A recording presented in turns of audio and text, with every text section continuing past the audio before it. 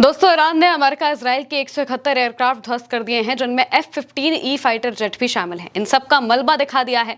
IRGC ने और बड़े अटैक की तैयारी भी कर ली है। मौजूदा वक्त में ईरान ने प्रिएम्प्टिव अटैक की तैयारियां शुरू कर दी हैं और इसी बीच में बाकायदा सारे एयरक्राफ्ट जो ईरान ने ध्वस्त किए हैं उनको डिस्प्ले भी किया है। ईरान ने अपनी मिसाइलों की सुरंगों में उन एयरक्राफ्ट को रखा है और बाकायदा उनकी तस्वीरें जारी की। इसके बाद में जो ईरान का मीडिया है उसे वहां तक जाने की अनुमति दी गई और उन्होंने पूरी जो रिपोर्ट है वो दिखाई है। इसको लेकर होर्मुज लेटर के हवाले से लिखा गया है कि ईरान ने IRGC एरोस्पेस फोर्स के एक अंडरग्राउंड एयर डिफेंस बेस पर ईरान युद्ध के दौरान बरामद अमेरिकी और इजरायली विमानों के मलबे की एक बड़ी प्रदर्शनी लगाई है।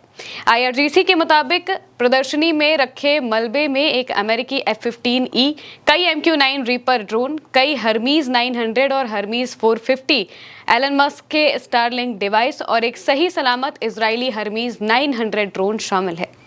इसके अलावा ईरान युद्ध के दौरान 171 एयरक्राफ्ट, जिनमें ज्यादातर ड्रोन हैं, उन्हें मार गिराया गया था, जिनमें 10 क्रू वाले विमान भी शामिल थे। अमेरिकी F-15E को 3 अप्रैल को ईरान में बने नए एयर डिफेंस सिस्टम और मिसाइल से अनोखे तरीकों का इस्तेमाल करके मार गिराया गया था। इससे क्रू को टकराने से पहले प्रतिक्रिया देने के लिए केवल कुछ सेकंड ही मिले थे। युद्ध के बाद भी ईरान का 85% से ज्यादा एयर डिफेंस प्रोडक्शन इंफ्रास्ट्रक्चर सुरक्षित रहा और अब कई मिसाइलों और सिस्टम का प्रोडक्शन रेट युद्ध से पहले के स्तर से भी ज्यादा है। ईरान ने अमेरिका और इजराइल के UAV ऑपरेशंस और ईरान के अंदर मौजूद नेटवर्क से बरामद स्टारलिंक टर्मिनल भी दिखाया गया मलबा मार गिराए गए विमानों और ड्रोन का सिर्फ एक हिस्सा है, ऐसा कहा गया है। IRGC का कहना है कि ड्रोन और मिसाइल का प्रोडक्शन अब युद्ध से पहले के स्तर से भी बेहतर हो रहा है, यानी कि ईरान ने अपने मिसाइलों की खेप को और बड़े लेवल पर बना लिया है। ये बात उसने साफ कर दी है और इसके साथ में ही अमेरिका और इजराइल के जो एयरक्राफ्ट ईरान ने मार गिराए हैं उनकी प्रदर्शनी बाकायदा लगा दी है। एक तस्वीरों के साथ दिखा दिया है कि कैसे उसने अमेरिका और इजराइल के एयरक्राफ्ट को अपने एयर डिफेंस सिस्टम की बदौलत ध्वस्त कर दिया है। होर्मुज रिपोर्ट के हवाले से एक और खबर है। इस खबर में बताया जा रहा है कि ईरान का कहना है कि बातचीत से भी स्ट्रेट ऑफ होर्मुज पर उसके स्थायी कंट्रोल को बदला नहीं जा सकता। सेना commander major general Amir Hatami ने कहा है कि ये जलमार्ग कभी भी अपनी पुरानी स्थिति में नहीं लौटेगा और तेहरान पूरी ताकत से अपनी पकड़ बनाए रखेगा। ये जानकारी तस्नीम ने दी है। हातमी ने इस स्ट्रेट को ईश्वर प्रदत्त भू राजनीतिक क्षमता बताया, जो कि खुद अमेरिकी युद्ध के कारण सक्रिय हुई है। उन्होंने कहा कि इस दिशा में किया गया कोई भी खर्च सार्थक है। उन्होंने जोर देकर कहा कि स्ट्रेट पर नियंत्रण अब युद्ध समाप्त करने की एक शर्त है और कूटनीति के जरिए इस जलमार्ग को नहीं सौंपा जाएगा। करंट रिपोर्ट के हवाले से एक और खबर आई है, लेकिन उससे पहले इसको समझ लेते हैं कि आखिर ईरान कहना क्या चाहता है। दोस्तों, मौजूदा वक्त में ईरान और अमेरिका के बीच में जो 60 दिनों का एक MOU साइन हुआ था, हालांकि उस MOU में कोई बात बनी नहीं, लेकिन जो 60 दिनों का टेन्योर था वो अब खत्म हो चुका है।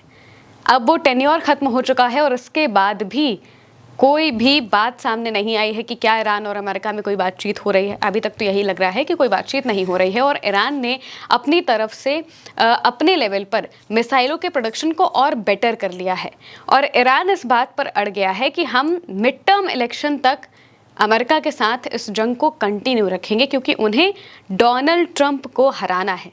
डोनाल्ड ट्रंप के अमेरिका में आने वाले चुनाव को प्रभावित करना है। इसलिए ईरान ने साफ कहा है, क्योंकि ईरान को पता है कि अभी डोनाल्ड ट्रंप इसी वजह से शांत है या फिर इसी वजह से कोई हमला नहीं करवा रहे हैं क्योंकि अमेरिका में इलेक्शन आने वाले हैं, तो वहां पर तैयारियां चल रही हैं इलेक्शंस की। लेकिन जैसे ही इलेक्शन खत्म होंगे, इसके तुरंत बाद वो ईरान पर चौथा हमला कर सकते हैं।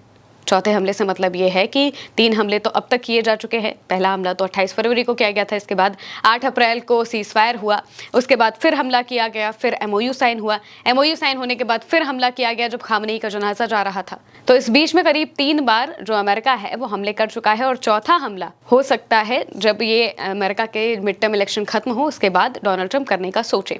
इसीलिए ईरान ने अपने लेवल से तैयारियों को और बढ़ा दिया है और प्रीएम्प्टिव स्ट्राइक की तैयारी कर ली है। प्रीएम्प्टिव स्ट्राइक का मतलब वो है ऐसी स्ट्राइक जो कि इजराइल ने ईरान पर की थी 28 फरवरी को, इजराइल ने कहा था कि हम ये प्रीएम्प्टिव स्ट्राइक कर रहे हैं, हमें खतरा महसूस हो रहा है ईरान से, इस वजह से हम ये स्ट्राइक कर रहे हैं क्योंकि हमें लग रहा है कि ईरान हम पर हमला कर देगा। तो अब ईरान उन्हीं की चाल चलने वाला है। ईरान ने प्रीएम्प्टिव स्ट्राइक्स की तैयारियां कर ली है और ये साफ कहा है कि भाई हमें जरा सा भी लगा कि अगर अमेरिका या फिर इजराइल कोई हम पर हमला कर सकता है तो हम उनसे पहले ही हमला कर देंगे, क्योंकि इस बार हमें पीछे नहीं हटना है। और जब से मुस्तफा खामनेई ने कमान संभाली है, उन्होंने IRGC के तमाम जनरल्स को, तमाम जितने कमांडर हैं उनको बदल दिया है और सबको जो ज़्यादातर कट्टर विचारधारा वाले हैं, यानी कि जो सीधे मारने की विचारधारा रखते हैं, उन्हीं के साथ उन्हीं को रखा गया है ताकि कोई भी कहीं से भी संदेह ना हो और सब अमेरिका पर, इजराइल पर हमला करने के लिए तैयार रहें। इस बीच करंट रिपोर्ट के हवाले से एक और खबर सामने आती है जिसमें बताया गया है कि अमेरिका पश्चिमी प्रशांत क्षेत्र से अपना एयरक्राफ्ट कैरियर हटा रहा है।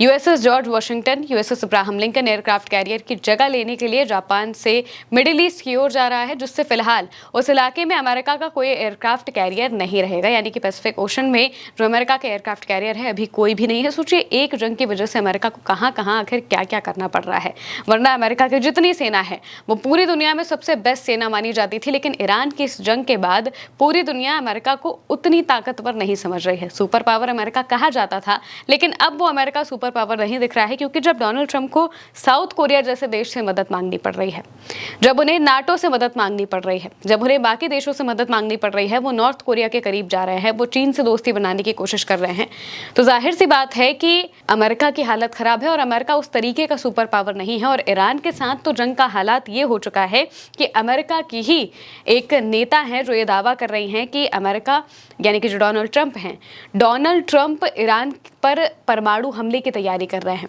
वो सोच रहे हैं कि ईरान पर परमाणु हमला किया जाए, क्योंकि ईरान से जीतने का कोई और रास्ता उन्हें नहीं मिल रहा है। ईरान ने हर तरफ से अमेरिका को फंसा कर रखा है और अब अमेरिका के उन एयरक्राफ्ट्स को भी दिखा दिया है जिससे उसने ध्वस्त किया था, और करीब 171 एयरक्राफ्ट हैं जो अमेरिका के ध्वस्त किए गए हैं इस जंग में, जिस वजह से अमेरिका के पास अभी बहुत बड़े लेवल पर इंटरसेप्टर्स नहीं बचे हैं और तभी वो इस जंग को आगे अभी अवॉइड कर रहा है ताकि वो अपने जखीरे को भर सके और दोबारा मिड टर्म इलेक्शन के बाद हमला कर सके।